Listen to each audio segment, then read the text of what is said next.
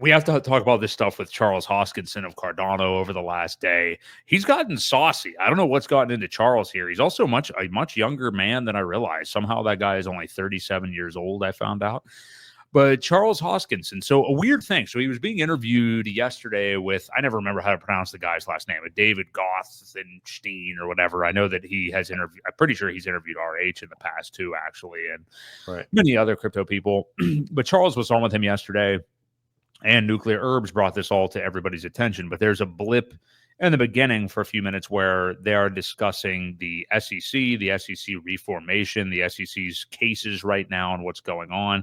And there was a moment where Charles, I am paraphrasing, but he, mentioned some of the SEC cases that are going on right now. And he mentioned, well, there's the Hex and PulseChain one, but that one also has, criminal allegations or criminal. He definitely mentioned like criminal aspects to it as well. So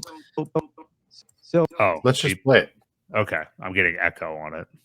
I don't know if it'll go ahead. See if it does now. So there's going to now be behind the scenes negotiations on these types of things about what and where gets unwinded. So I think things like what's going on with Hex, for example, will not get unwound, and PulseChain, because there's actually criminal allegations there, whereas civil allegations, those types of things will probably end up being either settled for de minimis amounts and everybody moves on and just forgets about it, or they actually dismiss the lawsuit. So there's going to now be behind the scenes. So he mentions criminal stuff there as well. There's no criminal charges really anywhere. There's no criminal charges affiliated with the SEC. So there's that. And as people who are on microphones too, or on cameras, like sometimes when you're just speaking, you don't maybe say exactly what you mean right away. But Charles double, triple, quadrupled down later on Twitter when he was discussing things with people. I don't know why he felt compelled to do this. I mean, we can think of why. But right there, he misrepresents what's going on with Hex and PulseChain. And so in a subtle manner, I mean, Herbs basically called him out on Twitter and, asked him what was up with it. And then we see some of the responses from Charles, which are pretty weird, to be honest. So if you scroll up, that was Katie, I think. Yeah. So she says, I know you have a personal disgruntled background with Richard Hart. This case is a civil case. The personal case for tax evasion is separate. Last I checked, ADA has a roadmap. Hexo pointed this out too. ADA has ADA being Cardano, of course, Charles Hoskinson's blockchain, had an ICO and has expectations. Our two communities have always gotten along. The two founders haven't. PulseChain is a threat to you because it's already overtook you in TVL, like by a significant factor. Projects launched and native stablecoins, despite your chain being 4+ years older. Both chains and founders can win, but you rooting for Richard's downfall will most likely cause your own. So he responds, this is where it's wild to me, like why even get into this? He says, PulseChain is not a threat. We have never had a single conversation. There is no ecosystem or technical innovation, referring to PulseChain. This is the part, right? Yeah. Just look in the mirror, dude. Bag holding makes you believe weird stuff. Who are you talking to, Charles? Who are you talking to? I think he's talking to himself.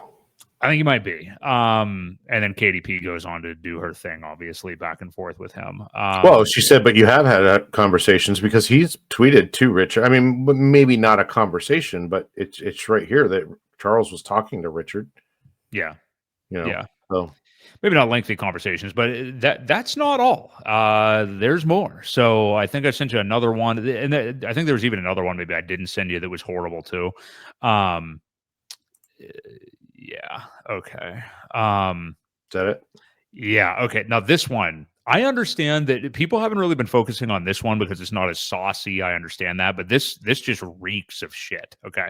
So this is him responding to Corey Costa, who, wants to get him on his show to interview him about Cardano and stuff like that, which is fine. And Hoskinson replies to him, Corey, I've been in this space for 14 going on 15 years. And one of the things I've noticed is a systematic lack of courage amongst the podcasters and media to call a spade a spade. Now, keep in mind, he's referring to what's going on with Richard Hart, Hex, PulseChain. Then we get surprised when we see a Craig Wright or SBF get away with so much. Okay, so what is he intimating there? So he involves what happened with SBF and FTX in the last bull run, with what may or may not be going on with PulseChain or Hex right now, which is interesting. He says people are terrified of pissing off cult members, and thus they say nothing speaking of saying nothing, this fucking paragraph, they say nothing while they see bad things happen. At what point do we say there are some serious problems and questions that need to be addressed here? He has no idea what he's talking about. I mean, No. and maybe he doesn't. Maybe it's fine that he's not abreast of like the latest things going on PulseChain. I wouldn't necessarily expect him to be, but then I also wouldn't expect him to be talking about it then, you know, if you don't know. So, Right. Well, he only knows what he's heard probably from yeah, other people. He is not doing any kind of research or background on any of this like we are involved with it every single day, you know. yeah, So he's going based on what these people are saying, not doing any kind of, you know, another problem with society is what? Not doing any fact checking, not finding out what the truth is. He's essentially listening to CNN to get his news. So, you know, I think that's what we've got a product of here. He doesn't know what he's talking about, and he's just kind of rambling. And that's what you get. So, happens. Yeah. It's just very weird. And of course, so again, we talked about it earlier today. I mean, my whole timeline, yours too, is basically overtaken with people just dunking on Charles and dunking on Cardano today and showing that PulseChain is what, 6th in TVL right now, and he's 46th. It's like 6 times the amount of volume PulseChain has over Cardano. Right. Yeah. And Bitfinesse brought up this, that you and I were talking about this earlier, had no idea that he was only 37 years old. Yeah. He looks like he's 50. Yeah. Or more. Yeah. I don't know what that's about. I saw him looks doing older an ice than me. bath. Yeah. I saw him doing an ice bath before. I don't know if its effects are working or not for him, but yeah, but I'm just going through my notes of some other things. I guess that's mostly everything that he said. Yeah, just calling us bag holders and stuff like that. I mean, you know, and then Corey jumped in with, I've always been critical, and you know, Corey has been critical of things, but you know, this goes on to back and forth a good bit. So yeah, anyway. It's just a lot of.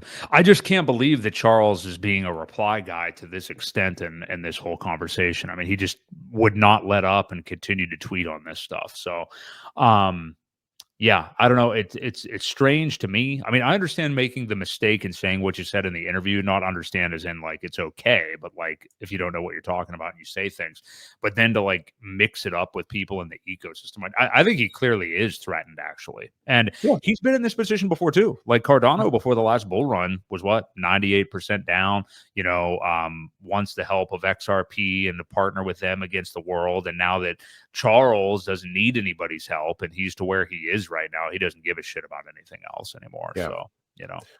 Well, and then you know, I think I had sent it to you earlier, the video of Richard listing off 1, 2, 3, 4, 5, 6 problems that Cardano has that you know are issues with the blockchain and things that you can't do with it. So there's that too. So you know, interesting stuff. Yeah. Yeah, I imagine that we won't hear too much from him. It's like when anything happens like this with the ecosystem or people talk about things they don't know about, like they're here whenever things are bad and they'll dunk on it and say all these things. And then like later, if it's done a 30, 50x or something like that, you're never going to hear from them again. But then they'll come back out and talk about it again when the prices go down. It's just kind of what they do, you know? Yeah.